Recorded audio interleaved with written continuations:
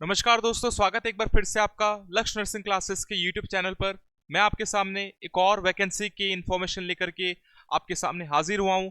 Vacancy का नाम आप सभी देख ही सकते हैं, एम्स सीआरई 2025 के अंदर जो जो हमारे नर्सिंग से रिलेटेड वैकेंसीज हैं उसकी हम चर्चा करेंगे। और याद रखिएगा, वीडियो को अंत तक जरूर देखिएगा, बिकॉज जो बहुत सारी डिटेल्ड मिस हो जाती है वो सारी मिस ना हो, इसलिए डिटेल अच्छी तरीके से देखिएगा। हम स्टार्ट करते हैं वन बाय वन। सबसे पहले हम देखेंगे इस पूरे के अंदर कितनी सीट्स हैं, क्या है, इन सब की हम बात करेंगे। तो देखिए, एम्स सीआरई का जो नोटिफिकेशन अभी जस्ट जारी हुआ है, जिसमें आपकी कुछ इंपॉर्टेंट जो पोस्ट है किससे रिलेटेड, हमारी नर्सिंग से रिलेटेड कुछ पोस्ट है, उसका हम सीट्स देखेंगे, क्या क्या रिक्वायरमेंट है, वो सारी चीज़ों को हम असेस करेंगे। देखिएगा, सबसे पहले यहाँ पर मैं कुछ इंपॉर्टेंट डेट्स की बात कर लेता हूँ, याद रखिएगा। समराइज में आप चलेंगे, इंपॉर्टेंट डेट में सबसे पहली चीज याद रखनी है, ऑनलाइन रजिस्ट्रेशन कब स्टार्ट हो रहा है। ये आपका 12 जुलाई, यानी ये आज से ही आपका स्टार्ट हो रहा है। लास्ट डेट सबसे इंपॉर्टेंट, लास्ट डेट आप याद रखेंगे 31 जुलाई 2025 शाम 5 बजे, यानी आपके पास 17 से 18 दिन का टाइम है इसको फिल करने का। तो 31 जुलाई आपके पास लास्ट डेट है। स्टेटस ऑफ एप्लीकेशन, जैसा कि आप सभी जानते हैं, एम्स में जब आप फॉर्म भरते हैं तो फॉर्म भरने के बाद आपको एप्लीकेशन का स्टेटस दिखाया जाता है कि वो एक्सेप्टेड है या रिजेक्टेड है। तो ये आपको कब पता चलेगा एक्सेप्टेड या रिजेक्टेड का? 7 अगस्त 2025 को, यानी जस्ट आफ्टर द 1 वीक ये आपको ये पता चल जाएगा। टेंटेटिव डेट ऑफ सीबीटी अभी कंफर्म नहीं है, बट टेंटेटिव बिकॉज ऑफिशियल में मेंशन है, तो वो आपकी दे रखी है 25 और 26 अगस्त 2025। ये आपकी एग्जाम की डेट जो है टेंटेटिव दे रखी है।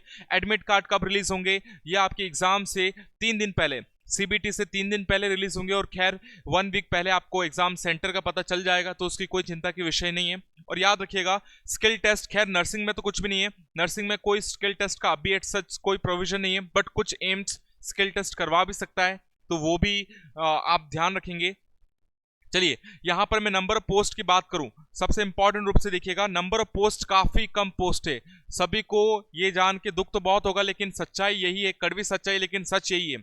बहुत कम पोस्ट, नर्सिंग की पोस्ट लगभग आप बहुत कम देख सकते हैं। मैं आपके सामने डिस्क्रिप्शन लेकर के आया हूं। सबसे पहले एएनएम की बात करेंगे, तो एएनएम का कहां पे, एक तो Lady Hardinge medical college, Shrimati Kukreja, इनके यहाँ पे, और कलावती सारन, ये जो कुछ हॉस्पिटल्स है जो दिल्ली के अंदर सेंट्रल गवर्नमेंट के अंडर आते हैं, वहां पर एएनएम का केवल एक पोस्ट है। देखिए कितनी कम वैकेंसीज है, बहुत कम वैकेंसी, ना के बराबर आप कह सकते हैं, इतनी कम वैकेंसी। एएनएम की केवल एक पोस्ट है।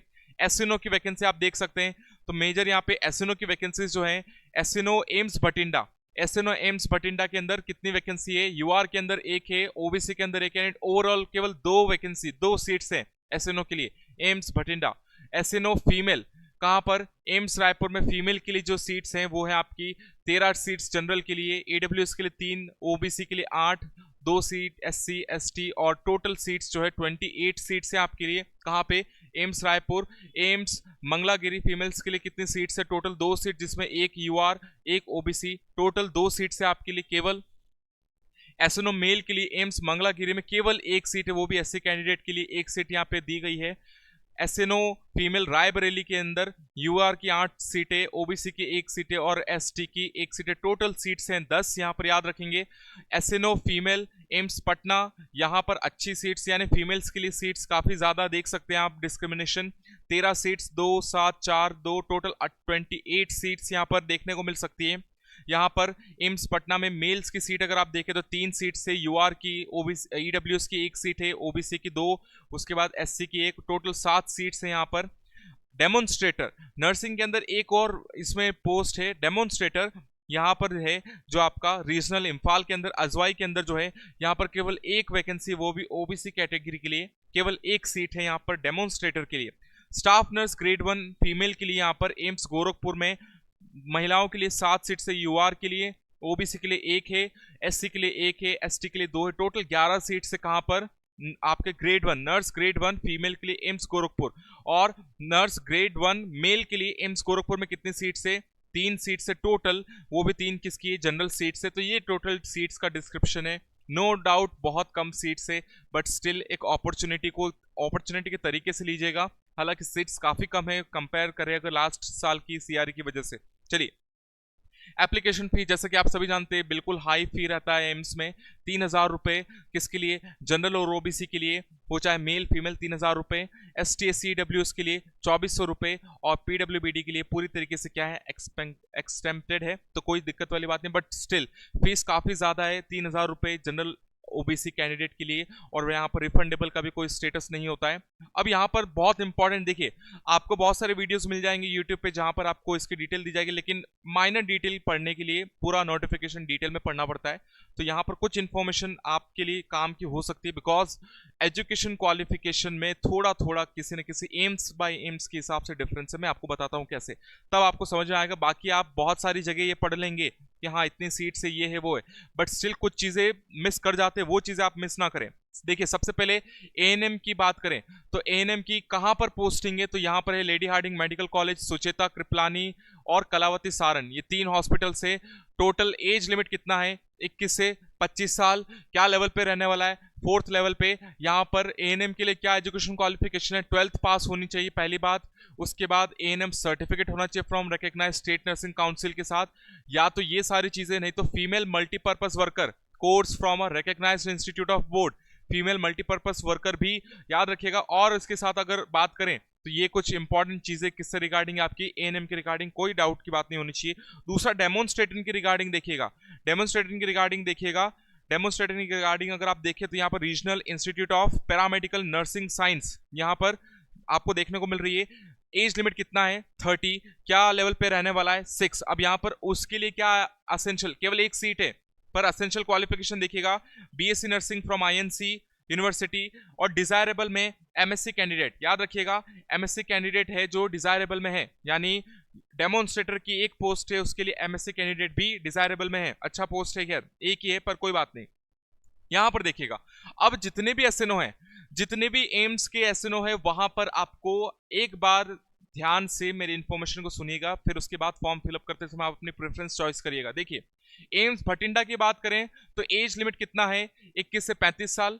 कितनी सीट्स में बता चुका हूं ऑलरेडी। लेवल पे क्या रहने वाला, 8th। अब यहां पर एजुकेशन क्वालिफिकेशन सुनिएगा, बीएससी नर्सिंग कंप्लीट होना चाहिए, उसके बाद अब बीएससी वाला भी चलेगा, पोस्ट बेसिक बीएससी वाला भी चलेगा, और याद रखना आईएनसी रजिस्ट्रेशन यानी स्टेट नर्सिंग काउंसिल में आपका रजिस्ट्रेशन होना चाहिए। अब एक्सपीरियंस में आपको चेंज देखने को मिलेगा, तो एम्स भटिंडा की रिक्वायरमेंट है 3 साल का क्लिनिकल एक्सपीरियंस चाहिए 100 बेडेड हॉस्पिटल में। याद रखिएगा 3 साल का क्लिनिकल एक्सपीरियंस 100 बेडेड हॉस्पिटल। और डिजायरेबल में देखिएगा, डिजायरेबल में है computer ability to use computer on experience office application spreadsheet, PPT Excel use करने आना चाहिए। ये किसके अंदर डाला है, डिजायरेबल के अंदर। तो कितने साल, 3 साल का एक्सपीरियंस चाहिए। एम्स भटिंडा के अंदर कितने बेडेड चाहिए, 100 बेडेड हॉस्पिटल में इतना चाहिए। ठीक है, याद रखिएगा, ये बात आपको याद रखनी है। एम्स भटिंडा के बाद हम चलते हैं एम्स मंगलागिरी। एम्स मंगलागिरी बाकी आप देखिए एज लिमिट भी यहाँ पर कितना सेम 21 से 35 है, लेवल पे सेम है, एजुकेशन क्वालिफिकेशन सब सेम है। याद रखिएगा यहाँ पर भी 3 साल का एक्सपीरियंस चाहिए और आपको 100 बेडेड यानी 3 इयर्स का एक्सपीरियंस चाहिए।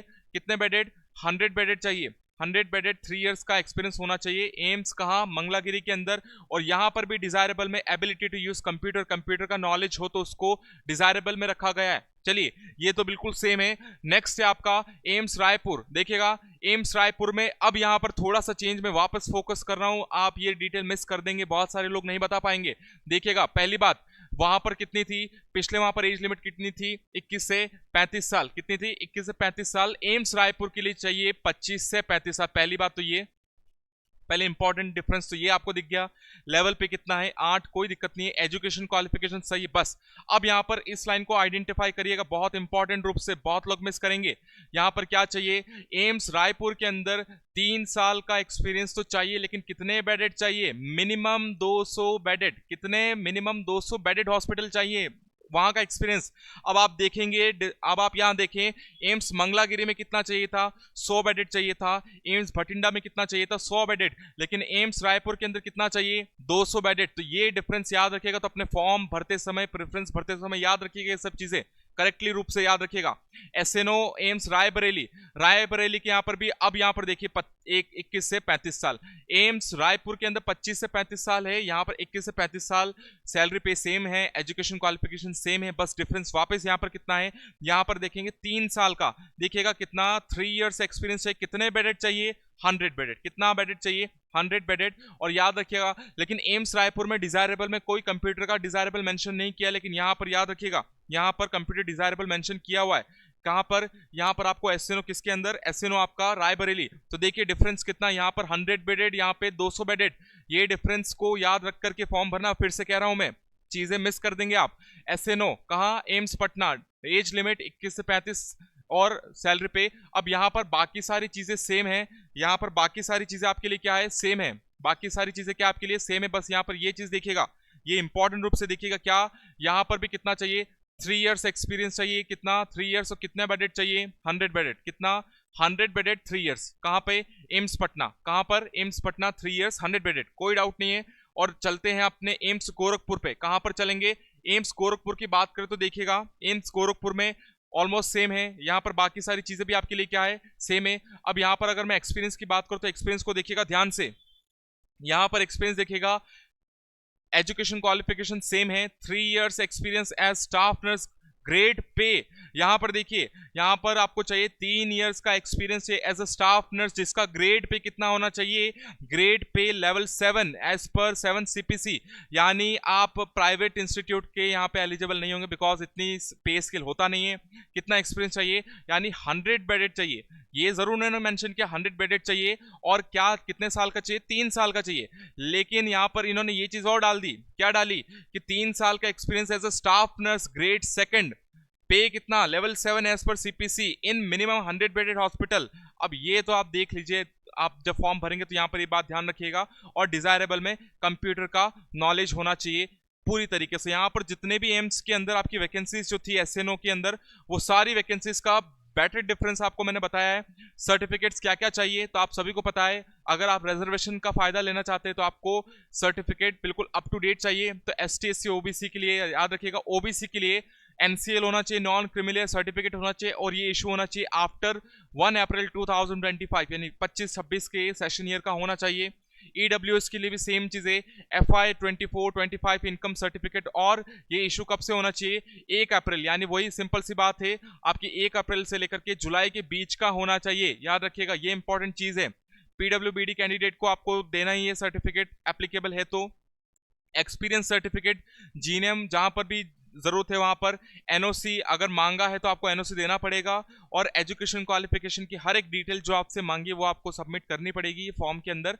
और कुछ इंफॉर्मेशन आपकी बात करें तो याद रखिएगा, एग्जाम सेंटर की अगर मैं बात करूं, किसकी बात करूं मैं, एग्जाम सेंटर की बात करूं तो एग्जाम सेंटर याद रखिएगा सारी major cities UT in India, यानी सारे। अब याद रखिए यहाँ पर मेंशन किया कि अगर 5 से कम एप्लीकेशन होते किसी भी ग्रुप के अंदर, यानी किसी एक सिंगल ग्रुप के अंदर 500 से कम, कितने 500 से कम रहते हैं, तो केवल एग्जाम सेंटर दिल्ली एनसीआर रहेगा। और वैसे खैर होने वाला है नहीं, चाहे पोस्ट कितनी भी हो, 500 से तो ज्यादा पोस्ट रहनी ही है। तो आप मान के चलिए आपको लगभग लगभग सारी जगह आपको क्या मिलेगा, आपको लगभग लगभग हर जगह यहां पर देखने को मिलेगा। और अगर यहां पर मैं बात करूं किसकी, यहां पर मैं बात करूं आपके एग्जाम पैटर्न की, किसकी बात करूं, सीबीटी पैटर्न की बात करूं। याद रखिएगा सीबीटी पैटर्न की बात करूं तो सीबीटी पैटर्न में साफ साफ मेंशन किया हुआ है आपके 100 एमसीक्यूज रहेंगे। कितने एमसीक्यू रहेंगे, 100 एमसीक्यू, 400 मार्क्स के रहेंगे। कितने, 400 मार्क्स के 100 एमसीक्यू रहेंगे।